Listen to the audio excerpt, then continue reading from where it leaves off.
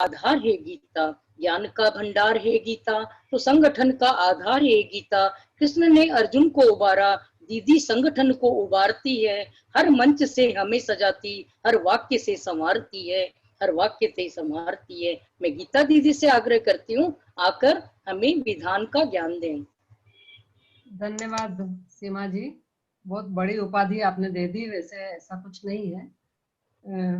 पूर्वी मध्य प्रदेश की अध्यक्ष उषा जी, सचिव रंजना जी, राष्ट्रीय संगठन के सभी पदाधिकारी, मंजू जी, मंगल जी, शशि जी एवं नम्रता और सभी राष्ट्रीय पदाधिकारी, प्रादेशिक पदाधिकारी एवं सभी प्यारी बहन, आज हम अभ्युदय कार्यक्रम में पुरुषोत्तम मास में अपने आप को उत्तम बनाने का प्रयास कर रहे हैं। ये एक शुभ संकेत है। हम इससे पहले कि विधान की जानकारी ले, संगठन के बारे में थोड़ा सा समझ लें कि हमारा संगठन क्या है। किसी भी निश्चित उद्देश्य के लिए समाज की समान विचारधाराओं के महिलाएं या पुरुष जो भी होते हैं, वो सब निर्धारित नियमों का पालन करते हुए जो कार्य करते हैं, वो एक संगठन कहलाता है। संगठन मात्र एक व्यक्तियों का समूह नहीं है, बल्कि एक उद्देश्य को पूर्ण करने की दृष्टि से जो कार्य किया जाता है, एक दिशा में जो कार्य किया जाता है, वो समूह जो होता है वो संगठन कहलाता है। जिसका अपने नेतृत्व पर पूरा भरोसा हो और मन में समर्पण भाव हो, तभी कार्य सिद्ध होते हैं। हमें गर्व है कि हमारा संगठन, राष्ट्रीय महिला संगठन, आज 44 वर्ष का हो गया है। ये 12वां सत्र चल रहा है। आप कहेंगे 12वां सत्र और 44 वर्ष, 3 साल का एक सत्र होता है, लेकिन बहनों कभी कभी 3.5 और कभी कभी 4 वर्ष भी निकल गए थे। इस तरीके से सत्र का समय कभी कभी बढ़ जाता है। तो ये 44 वर्ष का हमारा संगठन है। और हमारे संगठन का उद्देश्य क्या है?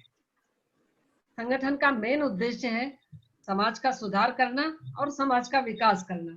जो भी हमारे समस्याएं आती हैं, उसका विवरण आज मैं ज्यादा विस्तार से नहीं करूंगी, क्योंकि समय सीमा में अपनी बात कहनी है। और समाज का विकास करना, हमारी संस्कार और संस्कृति की रक्षा करना, ये मेन उद्देश्य होते हैं। उसी के अंतर्गत हमारे सारे कार्यक्रम आ जाते हैं। संगठन का सबसे सर्वश्रेष्ठ उदाहरण है हनुमान जी की बानर सेना। आपने सुना है कि राम सेतु जब बन रहा था, तो हनुमान जी की बानर सेना ने किस तरीके से काम किया।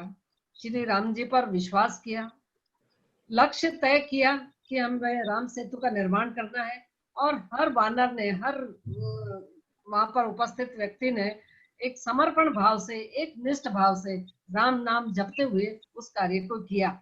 और अपनी ड्यूटी निभाने वालों में का एक श्रेष्ठ उदाहरण है वहां एक गिलहरी की कथा, जो आप सबको पता है कि इस राम सेतु निर्माण का जब नाम लिया जाएगा तो मेरा भी उसमें नाम रहेगा। इस भाव से उसने काम किया। काम छोटा है या बड़ा, इसका कोई महत्व नहीं है, लेकिन कितने समर्पण से किया, इसका महत्व है।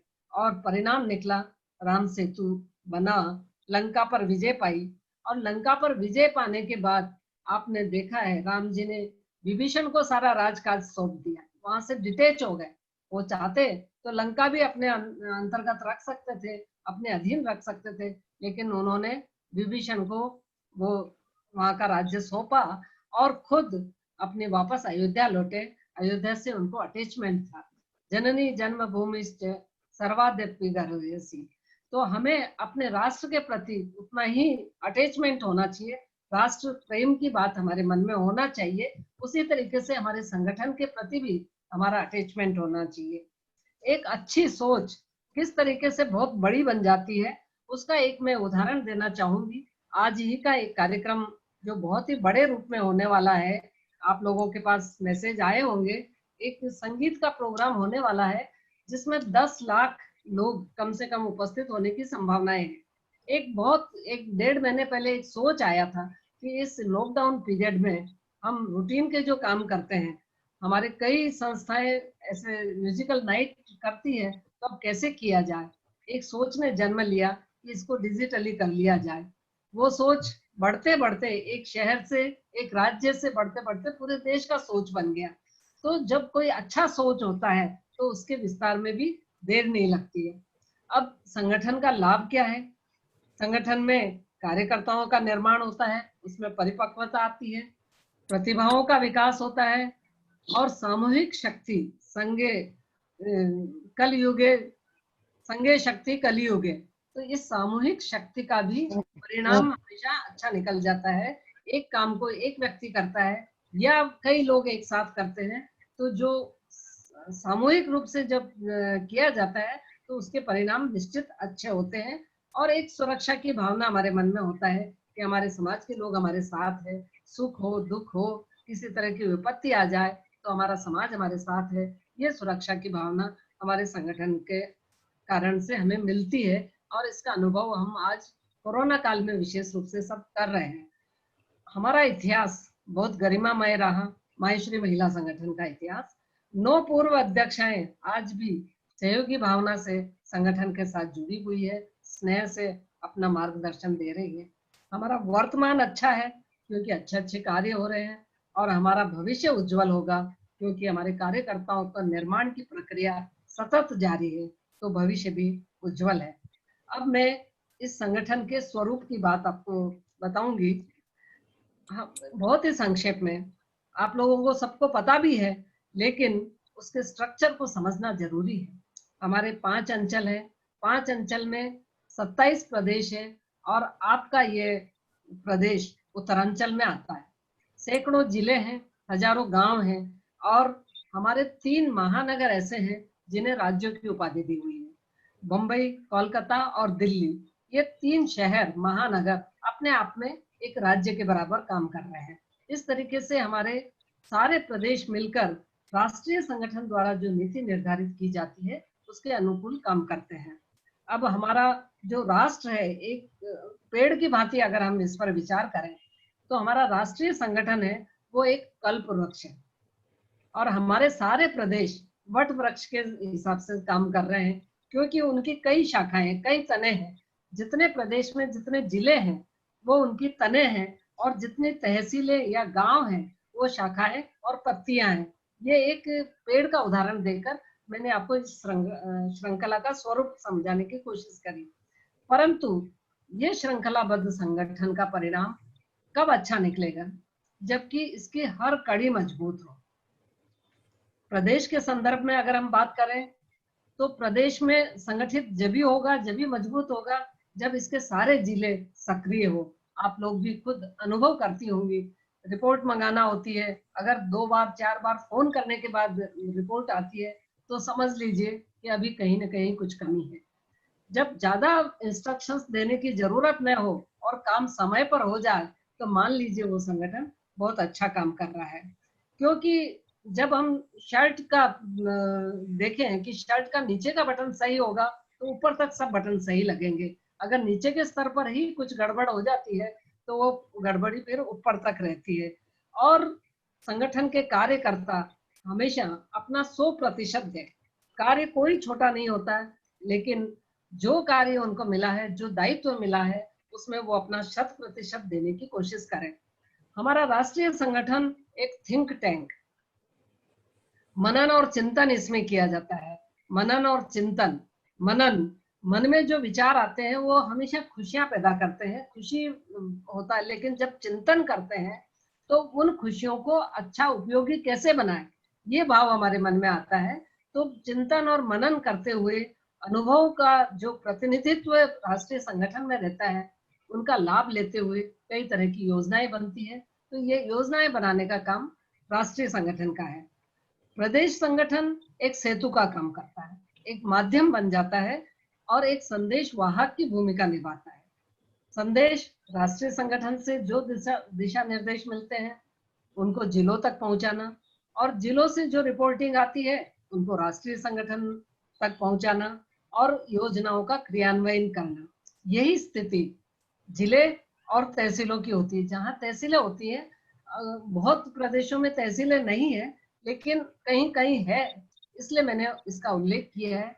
कई प्रदेशों में जिले भी नहीं है। तो जहाँ प्रदेश संगठन है, जिला संगठन है, वो हमेशा मध्यस्थ की भूमिका ज्यादा निभाते हैं क्योंकि उनको ऊपर के आदेशों का पालन करना है और नीचे उनको भेजना है, और जो भी कार्य होता है उसकी रिपोर्टिंग वापस ऊपर भेजना। तो ये लेन देन के बीच का जो कार्य करना होता है, ये प्रदेश संगठन और जिला संगठन को करना रहता है। अगर हम अपनी साधारण भाषा में कह दें तो एक सैंडविच की तरह है, ऊपर से भी दबाव आता है और नीचे से भी दबाव आता है, और एक सैंडविच की बात ही हमारा प्रदेश संगठन और जिला संगठन काम करते हैं। अब और हमारे स्थानीय संगठन, लोकल लेवल के जो संगठन है, उसकी भूमिका बहुत महत्वपूर्ण होती है, क्योंकि अंतिम छोर तक, समाज के अंतिम व्यक्ति तक तो हमारा स्थानीय संगठन ही पहुंच पाता है। उन्हीं के माध्यम से हम राष्ट्रीय संगठन अंतिम छोर तक पहुंचता है। तो स्थानीय संगठनों की भूमिका बहुत महत्वपूर्ण होती है, क्योंकि वो घर घर और जन जन तक पहुंचने की क्षमता रखते हैं और समाज का अंतिम व्यक्ति उनसे संपर्क कर सकता है। तो इस प्रकार हमारा सामाजिक संगठन श्रृंखलाबद्ध है, और हमें इस बात का भी गर्व होना चाहिए कि सामाजिक संगठन तो बहुत है, कई समाजों के भी हैं, लेकिन जहां तक मैं समझती हूँ हमारा संगठन जितना श्रृंखलाबद्ध तरीके से काम कर रहा है, शायद ही कोई ऐसा संगठन अभी तक है। क्योंकि ऊपर से लेकर नीचे तक, और अब तो ये कड़ियां और भी ज्यादा बढ़ गई है आज इस कार्यकाल में। कल्पना तो हमेशा ही की जाती रही है, लेकिन इस कार्यकाल में उसका क्रियान्वयन हुआ है। हर समिति की प्रभारी के साथ अंतिम छोर तक की संयोजिकाएं जुड़ी है। निश्चित रूप से ये एक बहुत ही अच्छा नेटवर्क है, जिससे हमारे सारे कार्य बहुत अच्छे हो सकते हैं। प्रश्न उठता है कि मैं संगठन में क्यों हूँ, या मैं किसी संगठन में क्यों जाऊं, ऐसा प्रश्न कभी कभी उठता है। तो इसका उत्तर आप लोग दे सकते हैं कि ये हमारे अपने विकास के लिए भी बहुत जरूरी है। आप लोग देखते हैं कि जो कहीं भी जुड़ी रहती है, संगठनों में है या किसी भी ऑर्गेनाइजेशन में, तो बहुत स्मार्ट बन जाती है।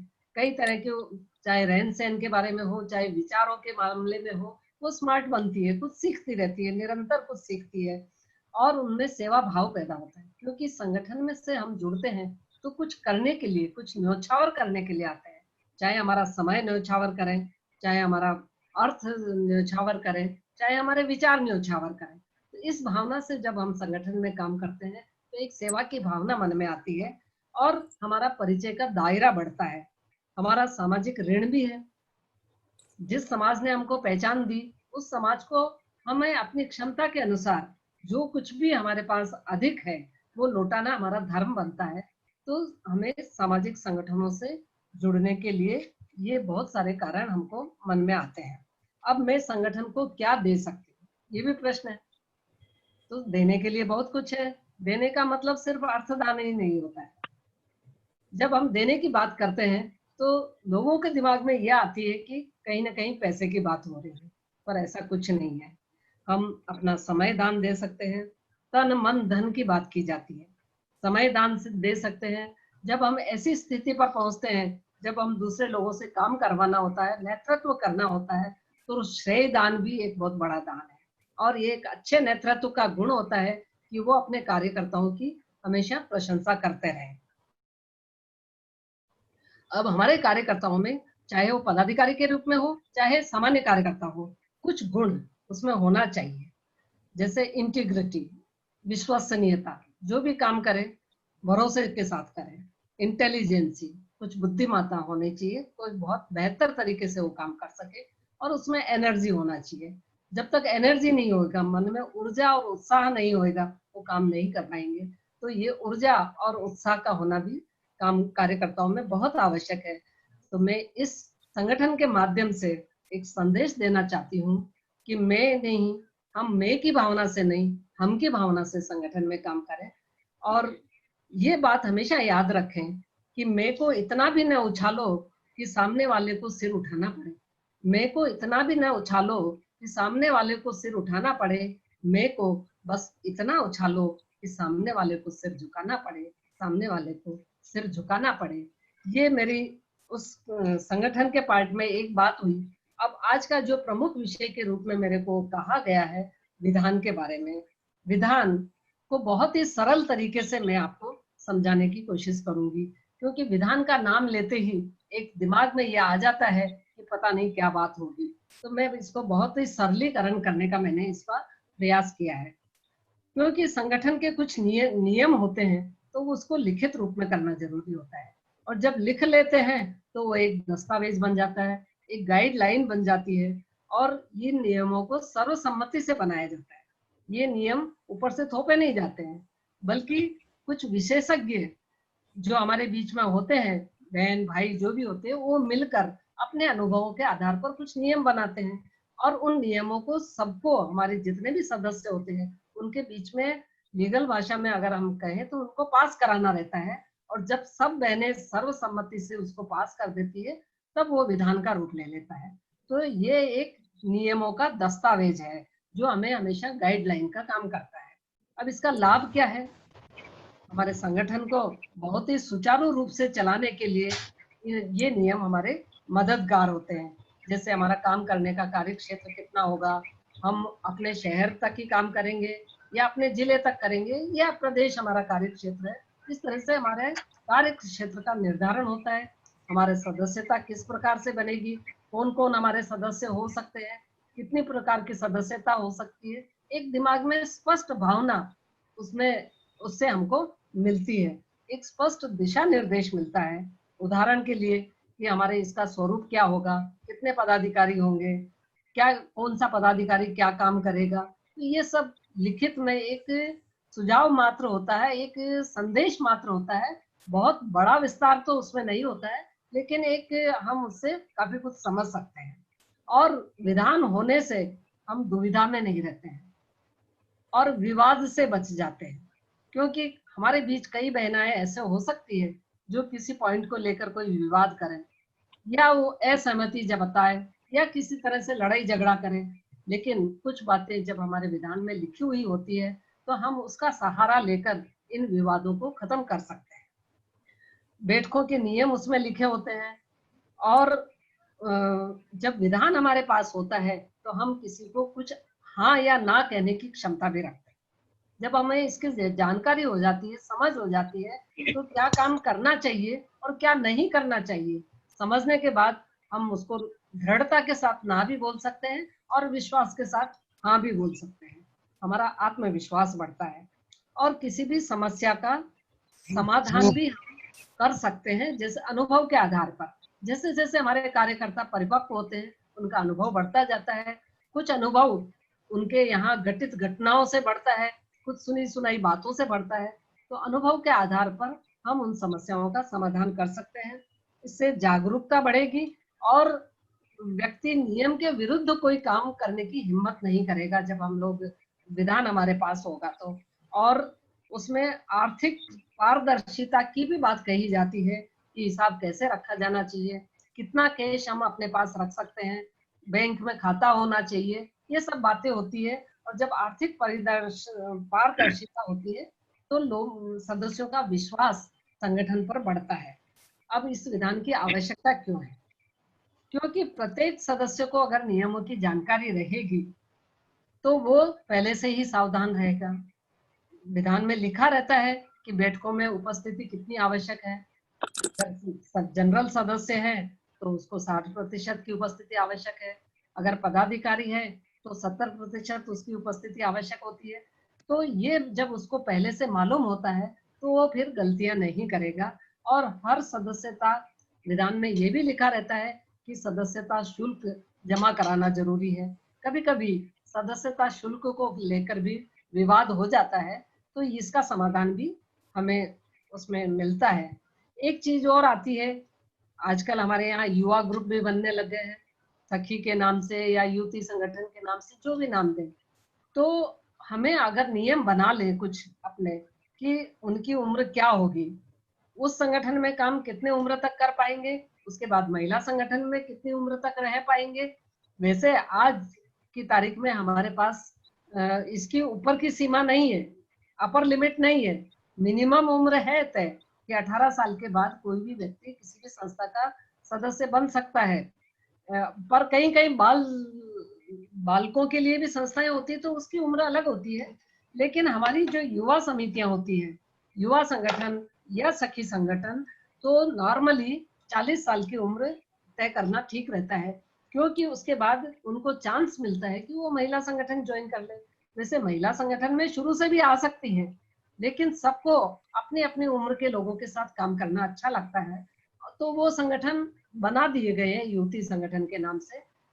लेकिन अगर कहीं कहीं ऐसा भी होता है कि नहीं, हम तो 45 साल तक रहेंगे, 50 साल तक उसमें ही रहेंगे, तो हमें उनको ये समझाया जाना चाहिए कि ये आपके लिए नुकसानदायक है। महिला संगठन में आप जितना देर से आएंगे, आपकी प्रगति भी उतना ही डिले हो जाएगी। तो 40 साल तक सखी संगठन में काम करें, उसके बाद महिला संगठन में। मैं महिलाओं की बात कर रही हूँ। विधान की जरूरत, हमें बैंक के अकाउंट खोलने के लिए जरूरत पड़ती है। पैन नंबर लेना हो तो भी हमें नियमों की प्रतिलिपि देना होती है। कभी कहीं वैधानिक कार्यवाही करना पड़े संगठन के हिसाब से कहीं भी, तो वहां भी हमें नियमों की प्रतिलिपि बहुत जरूरी होती है। उसी तरीके से कभी कभी अनुशासनात्मक कार्यवाही किसी सदस्य के लिए करना पड़े, तब भी हम विधान का सहारा ले सकते हैं। और इन विधान में समय के अनुसार संशोधन करने की पूरी पूरी गुंजाइश रहती है, क्योंकि ऐसा नहीं है कि विधान एक बार बन गया और हमेशा के लिए लागू हो गया।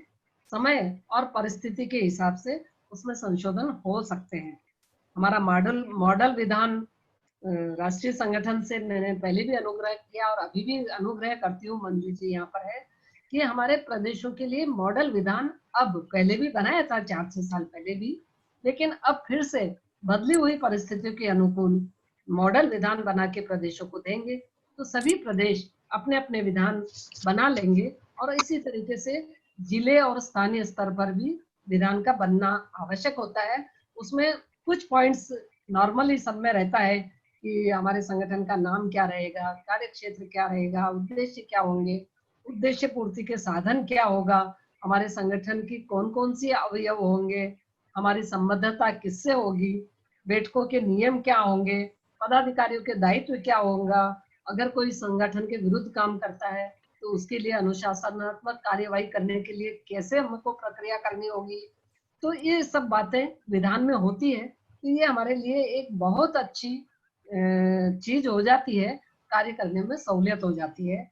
इसमें विधान की भाषा में जो हमारे नियम बनते हैं उसको धाराएं बोलते हैं, उपनियम होते हैं उसमें धारा नंबर 11 का क ख ग ए बी सी डी, इस तरीके के थोड़ी विधानिक बातें होती है। तो जब विधान बनाते हैं तो ये सब बातें हमको जब पढ़ते हैं तो सीखने को मिल जाती है। अब कुछ बातें ऐसी होती है, कहीं कहीं जब विधान की चर्चा करते हैं तो प्रश्न सामने आते हैं, कभी उपस्थिति को लेकर आते हैं। तो उपस्थिति की बात अभी मैंने आपको बता दी। सदस्यता, कभी बहने जब 2-3 जगह उनका आना जाना रहता है, मान लीजिए कोई महिला है और उनके 2 पुत्र हैं और अलग अलग जगह पर आना जाना रहता है, तो कभी वो सब जगह अपनी सदस्यता ले लेती, पर ऐसा नहीं है। संगठन की सदस्यता किसी एक जगह ही रहेगी, लेकिन दूसरी जगह भी अगर आप जाना चाहते हैं, कार्यक्रमों में आना जाना चाहते हैं, तो उसमें कोई रोक टोक नहीं है। लेकिन वैधानिक सदस्यता किसी एक ही स्थान पर रहती है। युवा संगठन की बात मैंने आपको बता दी, और महिला संगठन की सदस्यता भी आवश्यक ही नहीं, अति आवश्यक है। देखिए, जब काम करना है तो सदस्यता लेना और उसका शुल्क देना बहुत ही जरूरी होता है। आज अगर हम अपने लोगों, हमारे लोगों की बात करें तो एक ही टर्म में कई जगह फीस देनी पड़ती है, कम से कम 7-8 जगह। मंजू जी जानती होंगी, महासभा में, राष्ट्रीय महिला संगठन में, प्रदेश संगठन में, प्रदेश के महिला संगठन में, जिले संगठन में, जिले की पुरुष इकाई में एक स्तर के बाद वहां भी देना पड़ती है, और हम जिस संगठन के सदस्य वहां भी देनी पड़ती है। तो ये शुल्क सब जगह देना अनिवार्य होता है। तो आखिर में मैं अपनी बात को समाप्त करते हुए 3 शब्द आपको दूंगी विधान को याद रखने के लिए। पहली बात कि एक सिद्धांत, सिद्धांत की स्पेलिंग को आप देख लीजिए। स्मार्ट वर्किंग होता है विधान के कारण, फिर हमारी इंटीग्रिटी बढ़ती है, विश्वसनीयता बढ़ती है, डायरेक्शन मिलता है, हेल्दी एटमॉस्फेयर मिलता है, हम एक्टिव रहते हैं, नियमों की जानकारी होती है और ट्रांसपेरेंसी रहती है। ये सिद्धांत की स्पेलिंग से आपको विधान की समझ के लिए मैंने एक ऐसे ही बैठे बैठे विचार आया कि कैसे सरलता से हम समझ सकते हैं। इसी तरीके से अवेयरनेस एक शब्द है, एबिलिटी। एबिलिटी को याद रख के और आप उसको याद रख सकते हैं, हमारी अवेयरनेस बढ़ती है, बैंकिंग का नॉलेज होता है। विधान बनने के कारण इंटरप्शन कम होता है, विघ्न कम आते हैं। लीगल डॉक्यूमेंट होने के कारण थोड़ी हमें सहयोग मिल जाता है और हमारी इंटेलिजेंसी बढ़ती है। हमारे संगठन पर लोगों का विश्वास होता है और हमारी यील्ड बढ़ती है। तो ये एक दूसरा शब्द हुआ। तीसरा शब्द है कि हमारे स्ट्रक्चर से संबंधित एक स्पेंडल नाम दे दिया मैंने ऐसे ही, कि हमारा स्ट्रक्चर कैसा होना चाहिए, हमारी पॉलिसी कैसी होनी चाहिए, एम्स हमारे उद्देश्य क्या हो, नाम क्या हो, हमारी ड्यूटीज क्या हो, हमारा एरिया क्या है, हमारे लीगल एक्शन कैसे हो सकते हैं। तो ये सब बातें विधान में होती है। तो सिद्धांत, एबिलिटी और स्पेंडल, इन तीन बातों में, तीन शब्दों में पूरा विधान समाया हुआ है। अगर आप कोशिश करें, बहुत ही सरलता के साथ मैंने प्रयास किया कि आपके मन मंदिर में ये बातें पहुंच जाए। आखिर में यही कहना चाहूंगी कि गुलाब ऐसे ही नहीं कहलाता गुलाब, गुलाब ऐसे ही नहीं कहलाता गुलाब, ये अदा कांटों में पलने के बाद आती है। ये अदा कांटों के में पलने के बाद आती है। तो ये विधान जैसा जो सब्जेक्ट है, बहुत ही अनुभवों के बाद समझ में आता है, बहुत ही परिपक्वता के बाद आता है समझ में। और जब हम समझ जाते हैं तो बहुत सरल हो जाता है काम सब करना। आपने मेरे को बुलाया और मैंने अपने सरल भाषा में दोनों चीज बताने की कोशिश करी। मैं आप सब लोगों को धन्यवाद देती हूँ। शांति से सुना। जय महेश।